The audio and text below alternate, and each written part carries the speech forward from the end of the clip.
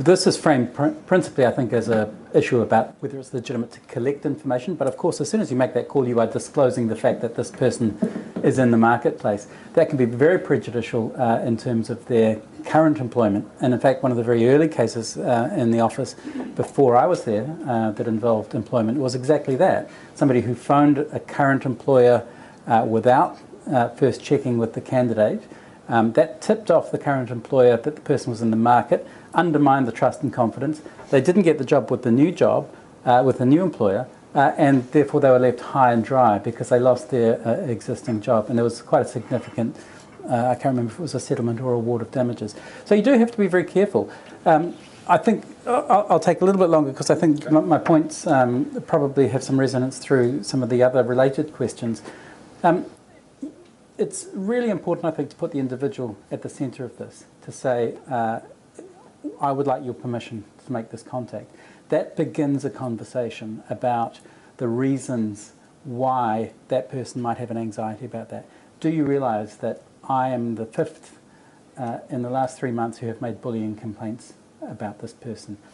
Do you realise that this person is under investigation for Me Too type workplace inappropriate conduct? That gives you a context in which you might understand a reluctance to have given that reference authority. And it's open to you to take whatever inference you can. If the person says absolutely no and gives no context for that or reasons for that or explanation, I suspect that doesn't necessarily stand them in good stead in that process.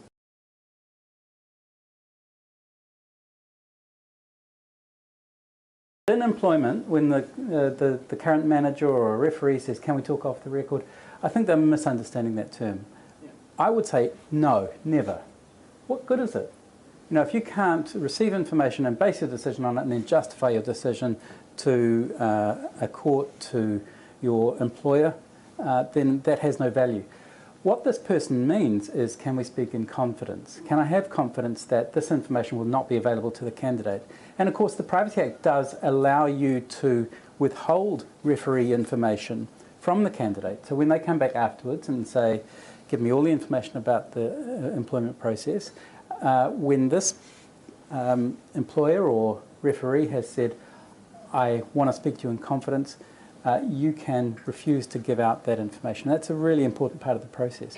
Off the record implies it's something sneaky, right? It's on the down low. And I think you should kind of resist that thinking. This idea that stuff comes off the books actually creates more risks, I think, for an employer.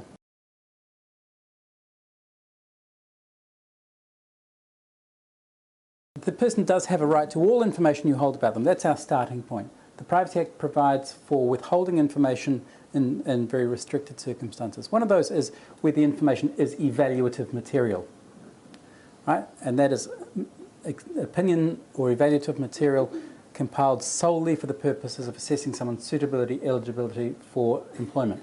So on the face of it, that's what we've got here. That's not the end of the matter.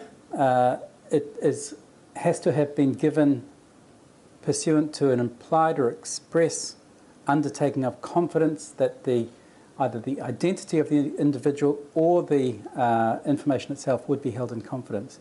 So again, it's really important to ensure that you have good processes in your reference checking, that you get clear with the individual the basis on which they are providing that information. If they say, I would like to have this in confidence, then you've got that express, and that's always easier.